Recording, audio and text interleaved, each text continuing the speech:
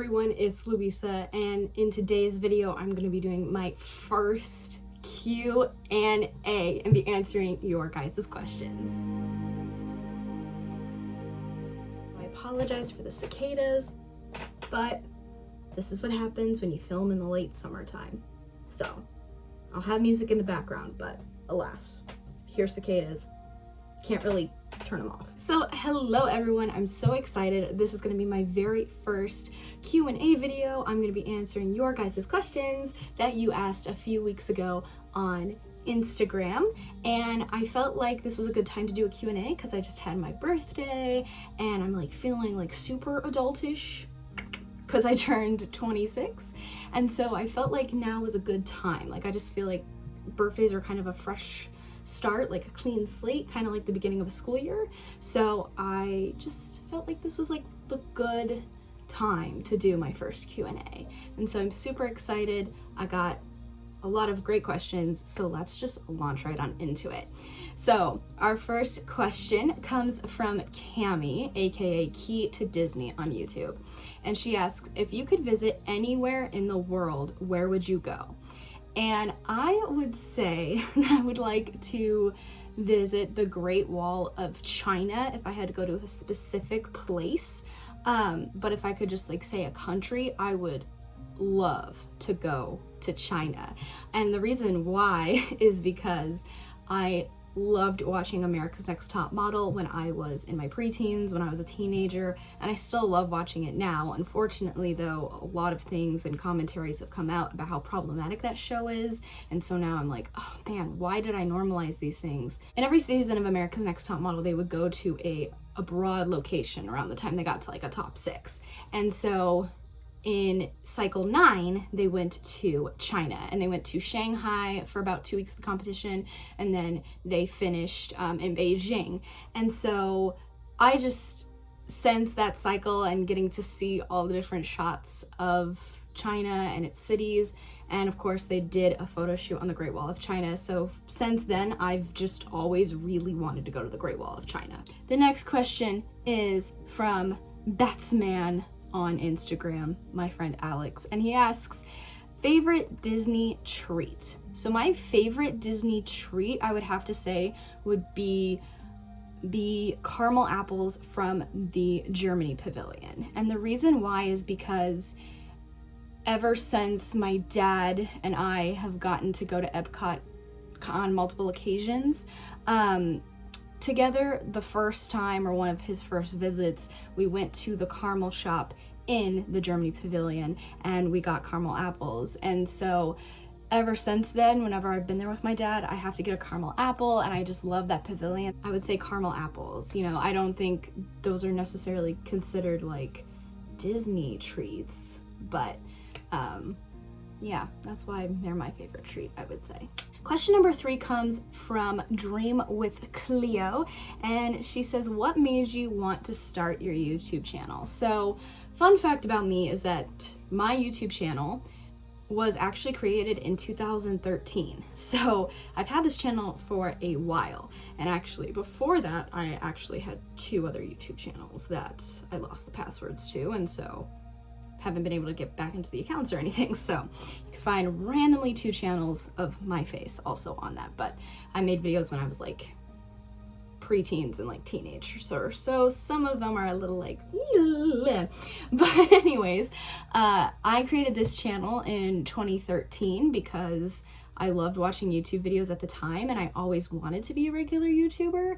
And so I created this account, kind of have like a fresh start, probably got my new laptop or something like that for college. I was like, okay, I'm gonna be a committed YouTuber now. But it just never really happened. I did a few videos when I started college and about my college journey, and then there were a few years where I was just so busy trying to survive college that I didn't do YouTube videos. And so it's just my dog. Hey, do you mind? I'm telling a story. I was always trying to be a consistent YouTuber, but it just never happened. And so finally, last year in July of 2020, I said, I have been wanting to do this for years, and I think I finally found a community or some niches that I would really fit into if I were to do YouTube videos in this category, which were Disney, dance, minimalism. So I was like, and I just said, I'm going for it.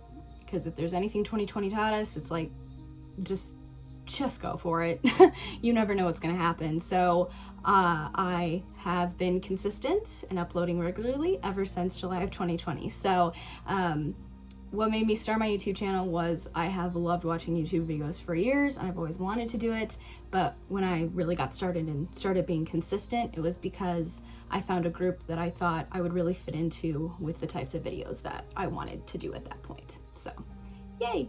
Next questions, they're asking 2 questions, comes from Kelly at Magical Disney Pals. So I'm gonna do the first one first, makes sense. And she asks, how long have you been a dancer? So I've been dancing since I was 4 years old. So I've been dancing for going on 22 years now, which is the longest term relationship I've ever been in. My longest term relationship has been with dance, has been with a sport, a hobby, if you will. So it's been a long time. And then her next question is, she's kind of asking like 2.5 questions actually, but her next question is, did you like working at Disney? If so, why didn't you continue? So did I like working at Disney? Yes, I did. However, I didn't continue because I didn't want to work merchandise anymore. I didn't want to work retail. Before my Disney college program, that was what a lot of my job experience had been. And so when I got that role for my Disney college program, I was like, okay, cool. Like, I know that that's a role I can do. I have experience with it. So I had no problems with it. But I just feel like being surrounded by merchandise, it just wasn't a good money habit for me. And I just found myself really wanting to have a position or a role that was more based on the experience and being a part of someone's experience, as opposed to selling them a physical object or a thing. I hope that kind of makes sense. But and I applied for the DCP after I came back home in January of 2020, and I only applied for 2 roles. I applied for children's activities and character attendant, or only put interest in those 2 roles, and I did get accepted to be a character attendant for fall 2020. Unfortunately, that program was canceled. So I did like working at Disney. I liked the benefits of being a Disney cast member, and I liked being a magic maker, and I loved Orlando. I just did not want to work in merchandise anymore. Next up, we have Disney Nessie, aka Vanessa, and she says, why don't you recreate the dance for Eye to Eye from the Goofy movie? Okay, so when you say recreate, do you want me to do it? Like the choreography as it is intended in a Goofy movie to the song? Because the only thing I would say would be copyright. That's my only thing. So if, YouTubers out there that are more experienced with, copyright and doing that stuff, that's my only issue. But also, if you want me to make up new choreography or do like a jazz dance to it, I can do that too. You let me know, Vanessa. And if anyone has any ideas on the copyright situation there, recreating the dance for Eye to Eye, let me know. I'm not opposed to it. I would love to, but that is why I haven't. Cool. Okay, moving on. Next up, we have a question from Lizzie Snowbright, and it says, how often do you go to Disney World or Disneyland? So I've never been to Disneyland, just has never happened. Would love to go someday, but haven't been. And before my Disney college program, I went to Disney World twice. So I went with my family for the first time when I was about 12 years old. And then 2 years later, when I was 14, I went to Magic Kingdom for a day because we were in Orlando for my dance nationals that summer. So on one of our days off, we went to Magic Kingdom, and then the next day we went to Universal Studios and like Harry Potter. I call it Harry Potter World, but the Wizarding World of Harry Potter had just opened up at Universal Orlando, and so it was cool to go there. But before my Disney college program, where I lived in Disney housing in Orlando, and went to the parks all the time, I had only been twice. Since my Disney College program ended, I have only been to Disney World once. So, yeah. So, total of 3 times when I wasn't living there and constantly going to the parks, because then I can't even count how many times I've been to the Disney World parks. It's a lot. The next one is from Caitlin Yvonne, aka my Disney best friend. Hey girl, what's up? And she says, what would you consider your biggest accomplishment, or what are you most proud of? So I would probably say that the thing that my biggest accomplishment personally, and I don't know if necessarily others would say it's my biggest accomplishment, but I think it is, and it was a big one for me. And the proudest day of my life is when I graduated from college. Long story short, I actually medically withdrew from college twice. And both times it was because I was severely depressed. And so I ended up taking 5 years in college because I ended up taking 2 medical leaves of absences for 2 semesters. And there was just this point where I didn't know if I was going to graduate college, because it was like I can't handle school. Like, I couldn't get through these semesters. And so that was really scary, because, you know, growing up your whole life, at least for me, I always was like, yeah, well, graduate high school and I'll go to college and graduate and then maybe get a job and then maybe meet somebody and like start a family. And to, you know, go to college and then have to drop out due to how I'm doing mental health wise, and not know if I was going to graduate, not know if I would be capable of graduating, was really scary. But it made me realize how much I did value my college education. And yeah, so I was really proud of myself, especially the second time I medically withdrew. I was planning on completely going to a different university, doing a completely different major, not being a dance major anymore, for less stress, and was going to kind of change everything. And then I went to the Rockette Summer Intensive for the first time, and it made me fall back in love with dancing.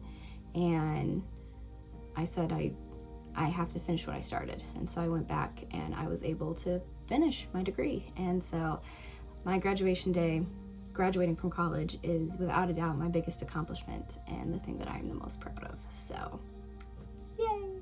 And it really helps that I did get diagnosed with having obsessive compulsive disorder in 2016 and was able to get the answers I needed, because before then I didn't have any answers as to why I was so depressed and anxious. And so getting a diagnosis was life-changing. So I still have my moments.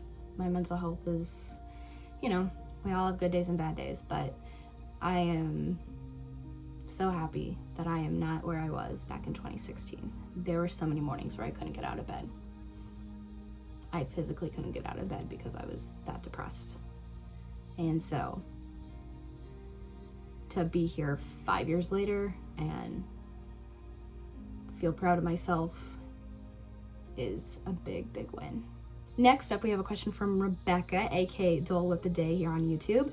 And she asks, what book character do you feel is most like you? So I was obsessed with the Babysitter's Club books. Okay, I don't know about any of you all, but I know some of you are 80s babies, so maybe you guys were into the BSC.